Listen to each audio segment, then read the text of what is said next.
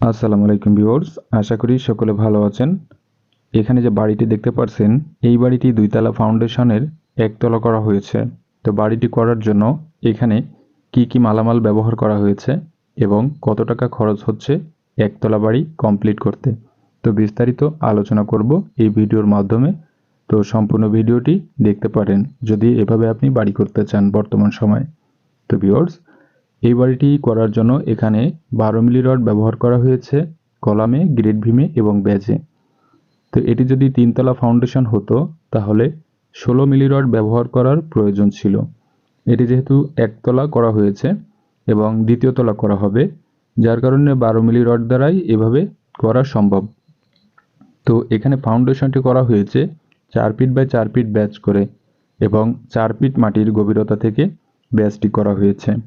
Short কলামগুলো করা হয়েছে 12 inch by 12 ইঞ্চি এবং গ্রেড ভীমটি রয়েছে 10 ইঞ্চি বাই 12 ইঞ্চি। উপরের সাইডটিতে কলামগুলো করা হয়েছে, অর্থাৎ গ্রেড ভীমের উপরে 10 ইঞ্চি বাই 10 ইঞ্চি কলামগুলো করা হয়েছে। তো এখানে যে কলাম করা হয়েছে, তো 12টি কলাম করা হয়েছে। তো বাড়িটি রয়েছে 1074 স্কোয়ার ফিট। তো আরসিসি বাড়িগুলোর ক্ষেত্রে সবথেকে সুবিধাজনক বিষয় হলো আপনি গ্রেড ভীমের নিচেই ফ্লোর লেভেল পর্যন্ত যে গ্রেড ভীমটি রয়েছে, তো গ্রেড ভীমের নিচেই 4টি সাইডেই আপনি শুধু 5 ইঞ্চি গাঁথনি করলেই হবে। তো সেই ক্ষেত্রে 10 ইঞ্চির প্রয়োজন নাই।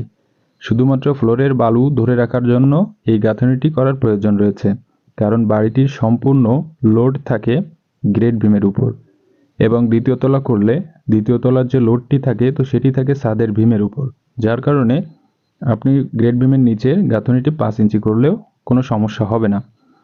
তো ভিউয়ার্স, এই যে বাড়িটি করা হয়েছে, এই বাড়িটির ফ্লোর প্ল্যানে দেখতে পারবেন দৈর্ঘ্য প্রস্থের হিসাবগুলো এবং রুমগুলো কতটুকু কি করা হয়েছে।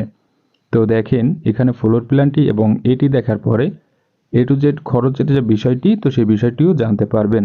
দেখেন এখানে ফ্লোর প্ল্যানটি দেওয়া হয়েছে। তো সামনের দিকে যে ফোর্স এবং সিঁড়ির যে স্ল্যাব এটি রয়েছে 4 ফিট বাই 11 ফিট এবং এখানে যে স্টার রুম এবং মেইন গেট রয়েছে 8 ফিট বাই 13 ফিট।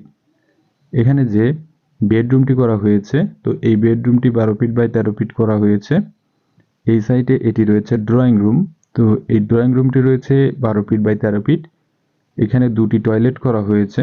তো এই টয়লেটটি রয়েছে 5 ফিট বাই 8 ফিট এবং এখানে টয়লেটটিও রয়েছে 5 ফিট বাই 8 ফিট।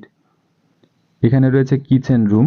তো কিচেন রুমটি রয়েছে 8 ফিট বাই 9 ফিট এবং এখানে বেডরুম করা হয়েছে দুটি 12 ফিট বাই 12 ফিট করে। একই দৈর্ঘ্য প্রস্থে দুটি বেডরুম করা হয়েছে। তো এটিও রয়েছে 12 ফিট বাই 12 ফিট।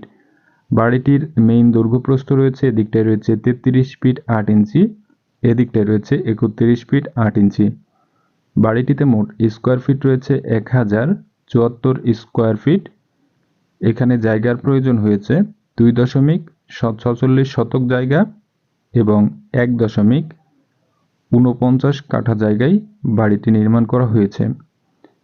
তো এই যে বাড়িটি করা হয়েছে, এই বাড়িটি এখানে যতটুকু কাজ করা হয়েছে দেখতে পাচ্ছেন, এতটুকু কাজ করার জন্য খরচ হয়েছে 14,17,000 টাকা। এ টু জেড মালামাল এবং মিস্ত্রি খরচ সহকারে এই পর্যন্ত এই টাকা খরচ হয়েছে। তবে এই বাড়িটি সম্পূর্ণ কমপ্লিট করতে, অর্থাৎ রং করা পর্যন্ত এ টু জেড সম্পূর্ণ কমপ্লিট করতে খরচ আসবে 19,50,000 টাকার মতো।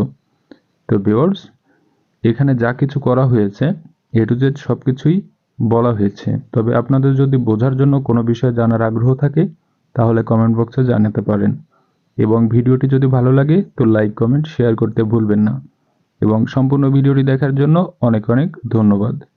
তো ভালো থাকবেন, সুস্থ থাকবেন। আসসালামু আলাইকুম।